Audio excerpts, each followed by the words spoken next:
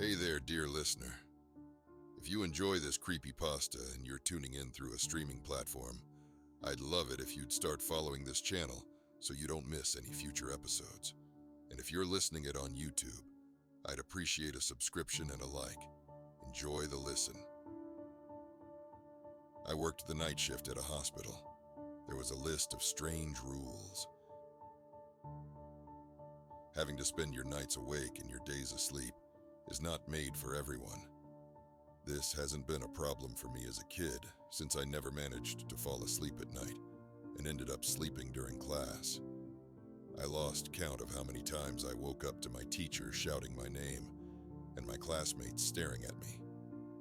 When I turned 16, I had to start thinking about what career I wanted to pursue. Because I usually am wide awake at night, I figured I could become a security guard who works the night shift. I look intimidating as I am tall and often go to the gym, so my sole appearance would tell people not to try and mess with me. Although, in fact, I'm not as tough and strong as I look. That being said, it appears my experience in the field has led me to quite a unique job opportunity. My boss approached me and asked if I was interested in guarding a hospital for 3 days. He mentioned the job would pay exceptionally well compared to my previous jobs, as it requires experience and a trustworthy person.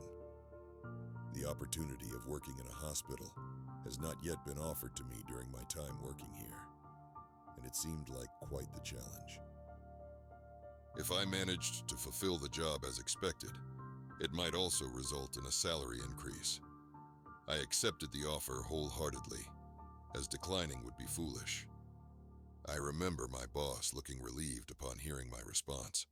Supposedly, he struggled to find any other security guards willing to take on the job.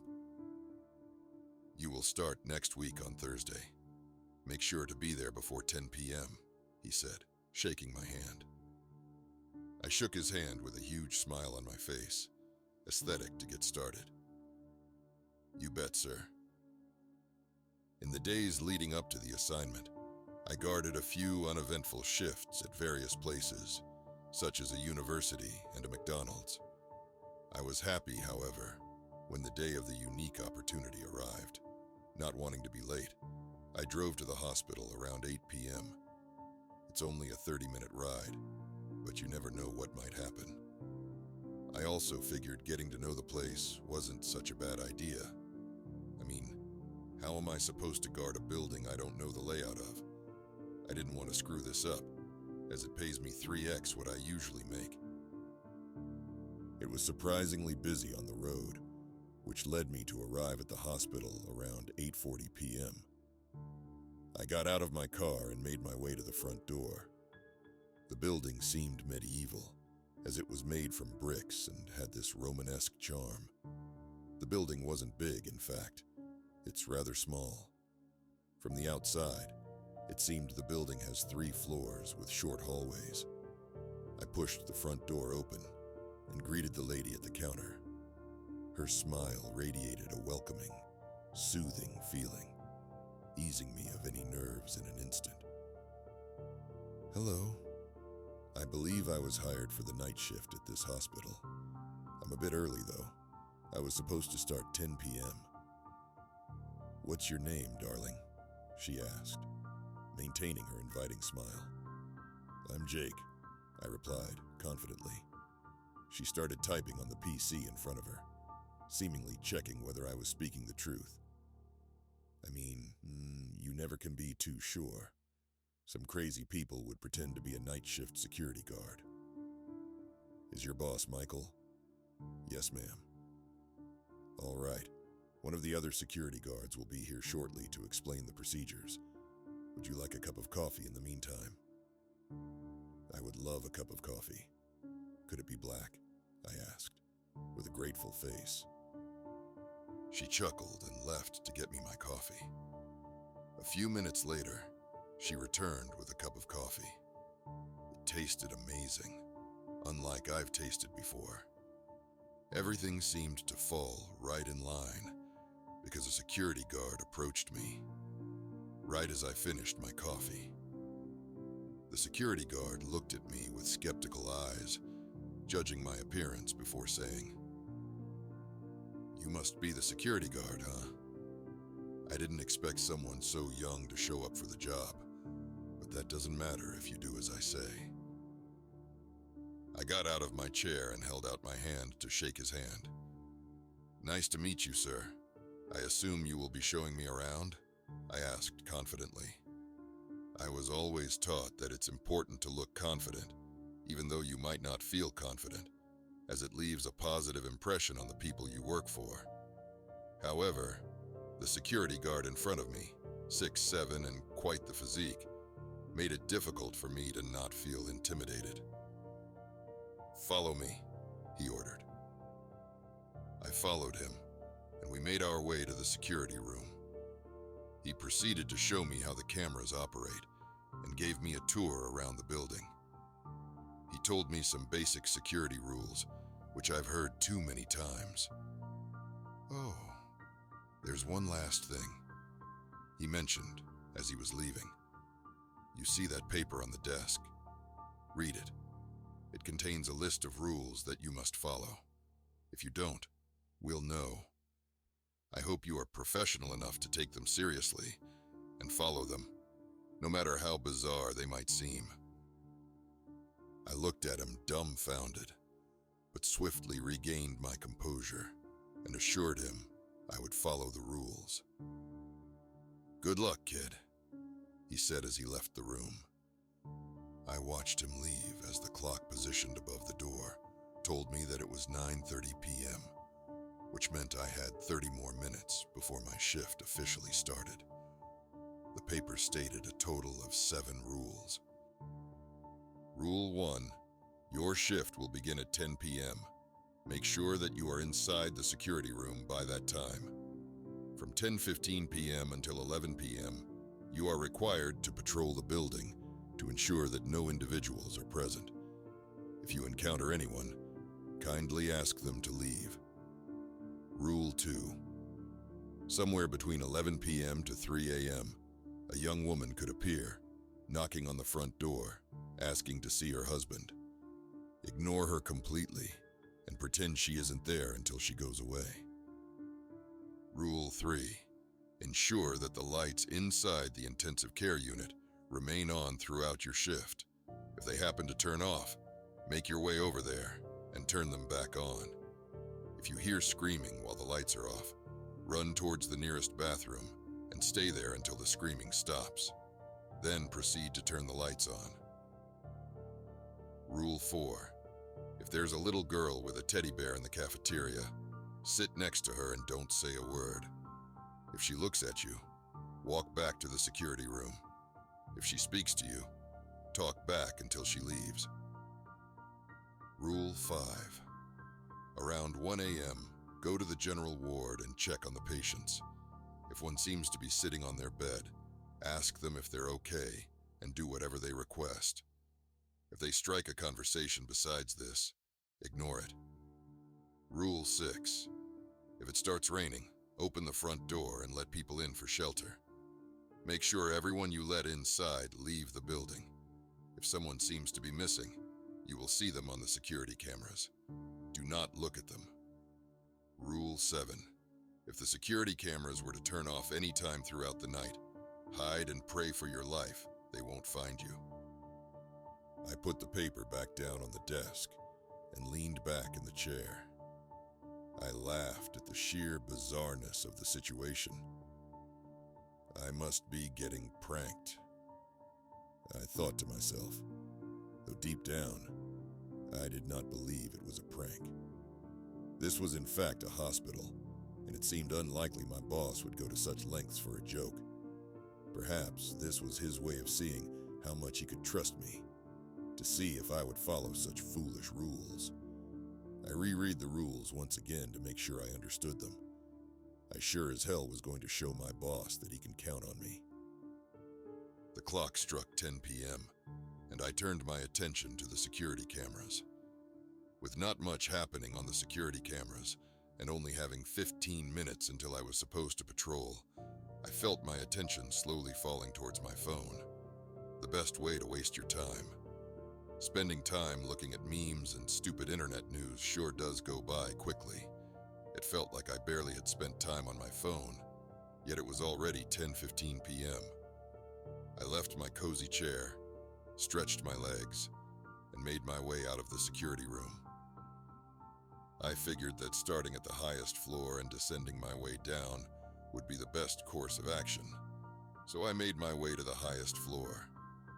Thankfully, there was an elevator, so I did not have to bother using the stairs.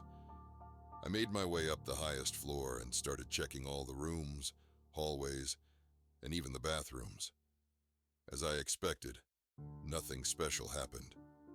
The thing about working the night shift as a security guard is mostly that someone must be at the location in case something happens. However, this does not mean anything will happen, making it a boring, easy way to earn money. On top of that, I get to grab coffee and snacks whenever I want. No one seemed to be on the third floor, so I decided to descend to the second floor of the building. After patrolling the second floor, I reached the conclusion I had set for myself beforehand. Nothing special. I grabbed my phone to check the time and see if I needed to hurry. It was 10:32 p.m. when I finished the second floor, giving me enough time to explore the first floor. It did strike me as weird, however, that there was literally no one in the hospital. I expected a hospital to always have doctors and patients in the building, as that's the entire point of a hospital. However, every room I checked so far has been empty. If my boss was indeed trying to test me, he did not go all in on the preparations. Despite that, I proceeded to the first floor, which contained the intensive care unit, security room, front door, and cafeteria. I planned to pass through the ICU and main hall area first, so I could finish off with the cafeteria and get myself a snack. As I made my way through the ICU, I was caught by surprise when I noticed an old man, around 70 years old, standing in one of the rooms. Wonderstruck for a bit, I recalled rule number 1. If you encounter anyone, kindly ask them to leave. Suddenly, everything fell into place. I realized that my boss had likely hired an actor and allowed him inside the building to test my adherence to the rules. With a sigh, I made my way toward the man. "Excuse me, sir. You are not supposed to be here at this time.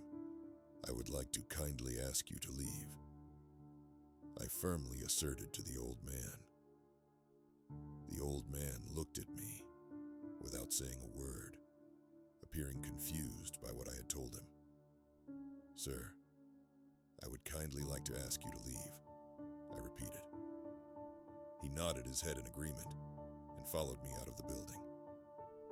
"Have a good night, sir," I told him as he walked away.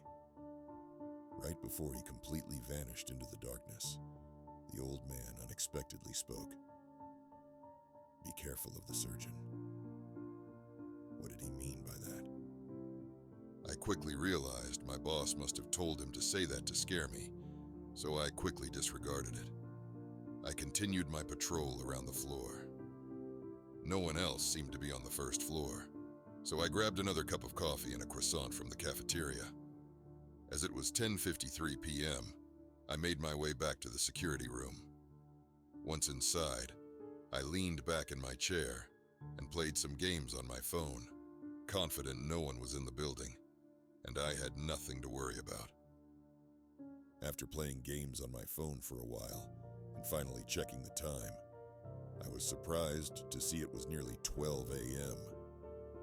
I had spent over an hour playing games on my phone. I shifted my attention to the security cameras, scanning for any anomalies. My heart skipped a beat as I noticed the lights of the ICU were switched off. I cursed at myself for not paying attention, as I had no idea how long the lights had been switched off, and the rule stated to turn them on as soon as possible. I got out of the security room to turn on the lights. As I walked towards the ICU, I froze in my steps. The sound of people screaming was deafening. I was baffled by the situation, unsure if my boss would have gone this far, just to see how far I would follow the rules. The agony in the screams was noticeable and raised my anxiety. That's when I heard a door open and close, followed by footsteps, making their way towards my location.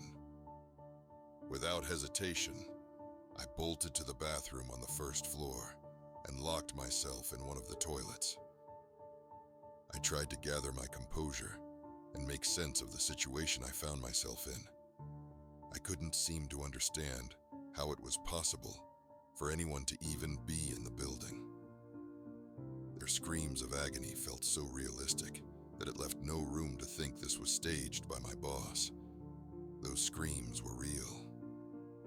Before I could fully reclaim my composure, the bathroom door swung open, and the same footsteps I heard before walked inside. I tried to stay as silent as possible, not knowing if the person had a weapon. For a second, the silence was deafening, until the person started whispering a song to himself. "Welcome to the hospital. Welcome to the hospital. You can come, but you can't go. Welcome to the hospital. Welcome to the hospital," he murmured, as he knocked on the doors of every bathroom stall. I jumped when he knocked on mine, the sound noticeably louder than with the others. Through the gap beneath the door, I could see his feet on the other side, completely motionless. "Is anyone there?" he said, with a deranged tone. "Open up! Don't be shy," he continued. My heart pounded in my chest as I held on to the silence. I remained frozen, praying he would soon leave me alone so I could get the hell out of here. The man persisted, knocking on the door as attempt to gain any reaction out of me. "Come on, Jake. I need your help with something," he cried out desperately. I felt my blood turn cold at the sound of him mentioning my name, unsure as to how he could have known it. I stayed still and did not make a sound.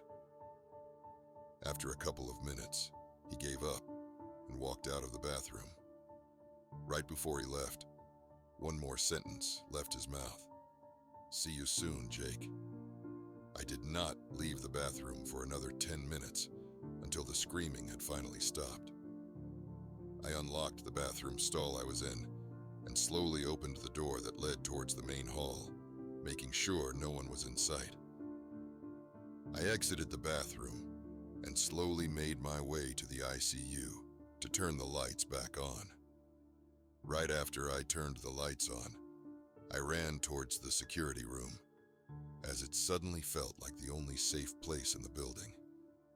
As I let myself fall into the cozy chair, I looked at the time displayed on my phone, which indicated 12:51 a.m. Still full of adrenaline of what had just happened, I quickly reread all the rules to see if I had acted the way I was supposed to.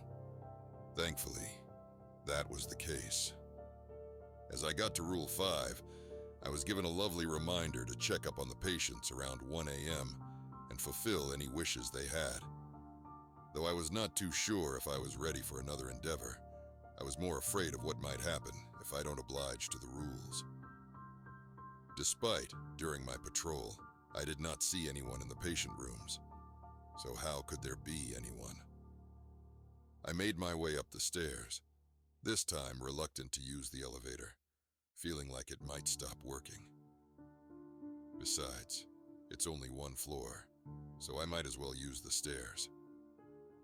As I stepped on the second floor, my heartbeat started increasing slightly, as I did not know to expect. As I made my way to the patients, I started to hear excessive coughing from one of the rooms. I decided to go past the rooms one by one to make sure I did not skip any of them. As I peered into the first room, hoping to see nothing except an empty room, I was disappointed. In the bed laid an old woman, apparently sleeping. She had 2 tubes inside her nostrils and a needle in her arm. This is when I realized I hate the sight of people in these conditions. In every room were patients who seemed either extremely sick or extremely wounded. Whilst making my way throughout the hallway, the coughing sound became louder as I slowly made my way towards the source. Of course, it was in the last room. In case it was that maniac in the bathroom from before, I'd have to run the farthest. All the other patients were sleeping. As I made my way to the last and final room, I took a deep breath before walking in. Despite my nervousness, I stepped into the doorway and looked at the man. The man was sitting on the bed, elbow in front of his mouth, and coughing like he had been the past few minutes. When he noticed me, he tried to speak. "Water," he muttered, trying to stop his coughing. For a second, I was caught off guard. This guy seemed to be an actual patient. I even felt pity for him. I couldn't imagine what it'd be like for him. I quickly ran down to the cafeteria to grab a cup of water and bring it to him. As he saw me standing in the doorway, his hand signaled me to come closer and hand him the cup of water. I walked towards him and handed it to him. He drank it so fast I figured he had beaten a world record. He collapsed on his bed and thankfully stopped coughing. "Thank you," he exclaimed. "No problem, man. You seemed like you needed it," I replied. After a minute of sitting in the silence with the man, I figured it was time for me to leave the room, as I did what he asked. Besides, he didn't seem to be much of a chatter. He was just happy to have had his water. As I made my way to the door and wanted to grab the handle, he spoke. "Where are you going? Come sit with me, my friend." A chill went down my spine as I heard him speak. His entire tone changed from before, and he sounded serious. I slowly turned my head back to him, realizing I had no choice but to do what he asked. I sat down next to him on the bed. "What's up?" I tried to say confidently, but failing in doing so. "I'm not going to hurt you, son. I appreciate you helping me. You see, the surgeon stuffed a can of cinnamon down my throat, which led me to be unable to breathe. I wanted to tell you to be careful, because he's still wandering the building." "He stuffed cinnamon down your throat?" I asked in disbelief.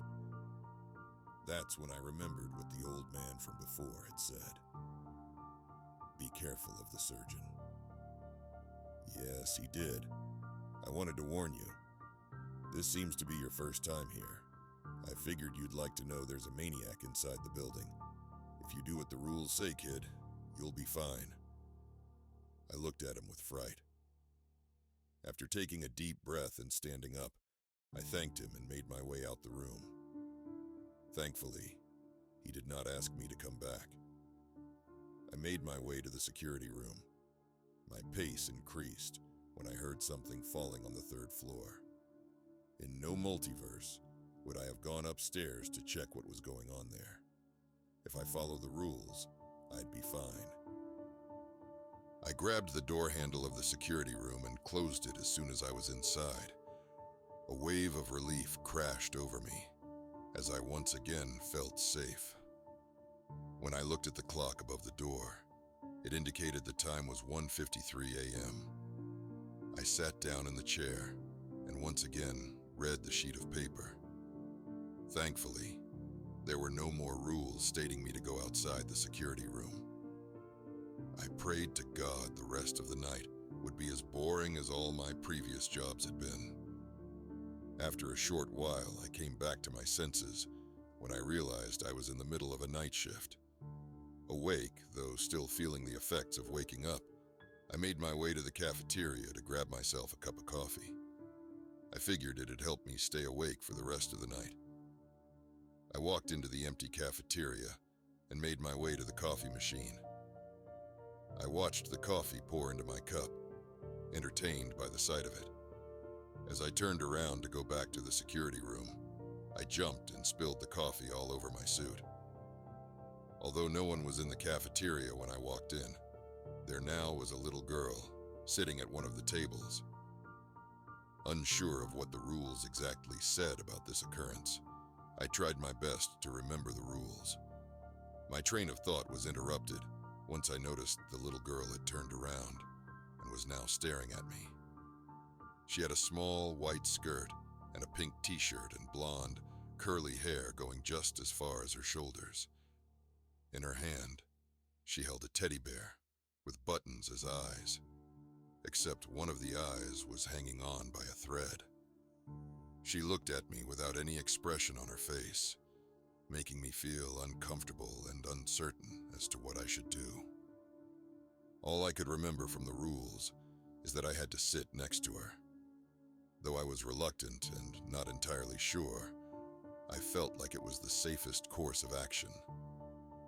In the end, it was only a little girl. I sat next to her, her eyes intently staring at mine. She did not say a word for a long time, and I felt extremely uncomfortable, unsure of when I could leave. That is when she started giggling, covering her mouth with one hand, while still holding her teddy bear with the other. "You forgot the rules," she said, in a frightening and teasing tone.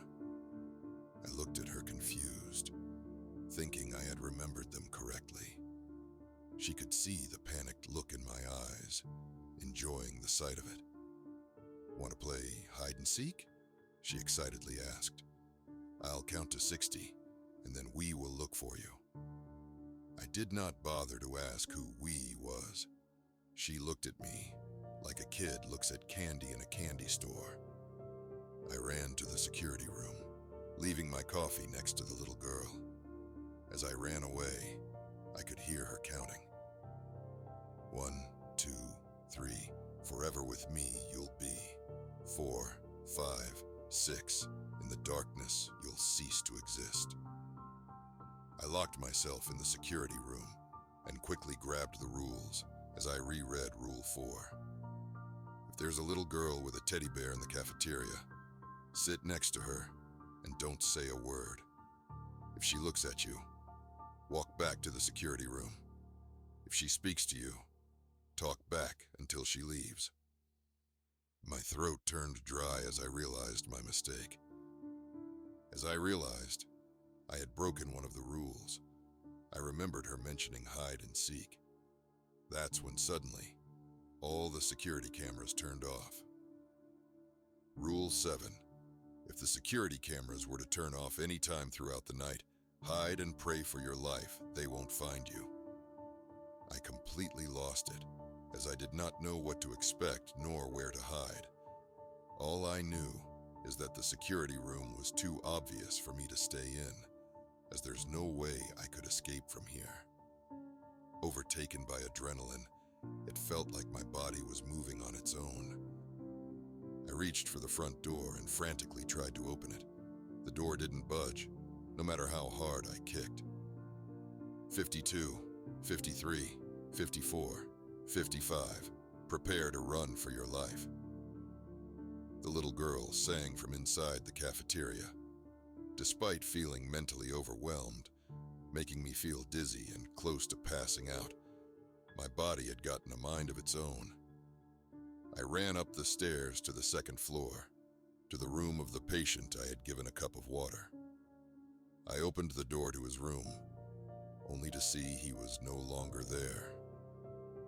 That did not matter to me at that point, however, as I just wanted to find a proper hiding spot. By the time I was inside the room, I could already hear the little girl frantically laughing and singing as she had counted to 60. Unsure of how long I had left before she would be coming to this room, I decided I had to hide as soon as possible. I looked around the room for any suitable hiding spots, but there seemed to be none. The best option I seemed to have was to get inside the ceiling, as it was made from plates that could be pushed up. I stood on the bed to get closer to the ceiling and hopefully pull myself up. I accidentally kicked the photo from the nightstand next to the bed. The sound of it hitting the ground echoed throughout the entire building. "I heard that!" she screamed as I heard her running towards my location. Completely freaked out and realizing I had to be quick, I jumped as high as I could and held onto the ceiling, pulling myself up as fast as I could. I could tell the ceiling wasn't made for any person being on top of it, as every little move I made caused the ceiling to cave. Once I made it up above the ceiling, I blocked off the square hole and laid completely still, not wanting to make a sound or have the chance of the ceiling falling. I could hear the little girl enter the room excitedly, tiptoeing around. "I know you are in here. I heard you drop something," she said in a playful tone, enjoying every second of it. My heartbeat skyrocketed throughout the entirety of the situation, unsure whether she would find me or not. She poked into the ceiling with a broom, trying to figure out if I was there or not, though I almost jumped once I felt the vibrations of the broom touching the ceiling. I managed to lay still and not make a sound. "I guess you're not here then?" she said disappointingly as she walked out of the room and continued to keep searching. I could feel the ceiling giving in to my weight, which meant I had to find a different hiding spot. After a couple of minutes and making sure she was no longer nearby, I slowly descended back into the room, being as quiet as I could. I peered my head into the hallway to see if anyone was there, but no one was in sight. I made my way through the hallway with the smallest steps I could make, flinching at every sound I heard. I figured I should hide on the first floor, since she had already checked the entire floor already.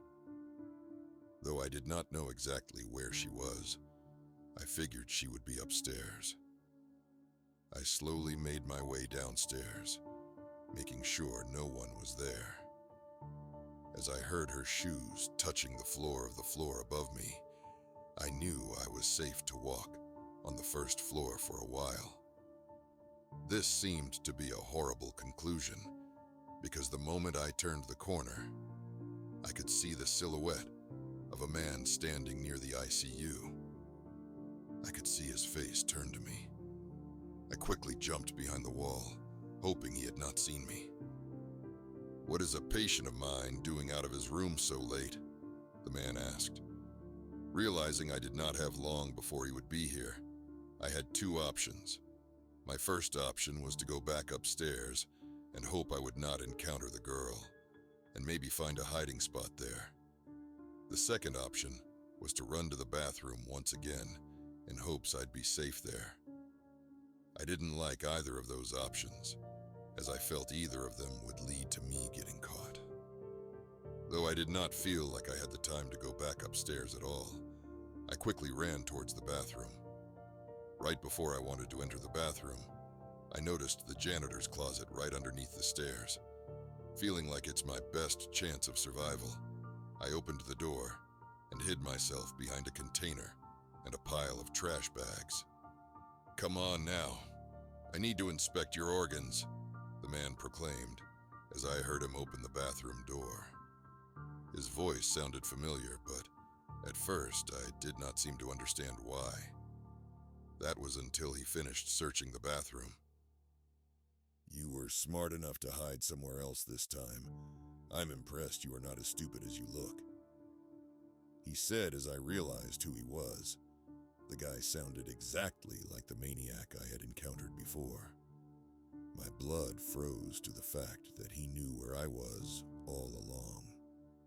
He opened the janitor closet and looked around for a bit, but decided it was too small for someone to hide in. So he closed it soon after, leaving me in utter darkness. horrified to do anything. I stayed in there for the rest of the night, not getting out until I knew it was completely safe. I could hear a drill, followed by a man screaming in agony.